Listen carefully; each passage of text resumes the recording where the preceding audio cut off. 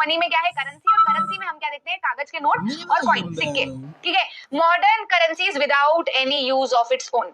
सबसे बड़ा सवाल, ठीक है, कि ये जो मॉडर्न फॉर्म ऑफ मनी है, ये मनी के अलावा इसका कोई काम नहीं है। अब देखो, जो पहले यूज होता था ना, जैसे ग्रेन है, कैटल है, जो मनी की तरह यूज होते थे, जो पैसे की तरह यूज किए जाते थे पहले, तो अगर वो पैसे की तरह नहीं भी यूज किए जाते तो ग्रेन को खाया जा सकता था, कैटल से दूध निकाला जा सकता था, चराया जा सकता था, बहुत सारा काम कर सकते थे, उनका मनी की तरह यूज होने के अलावा भी बहुत सारा काम था।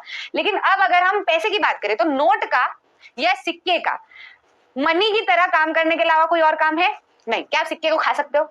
क्या आप पेपर से कुछ कर सकते हो? कुछ कर सकते हो? कुछ नहीं कर सकते।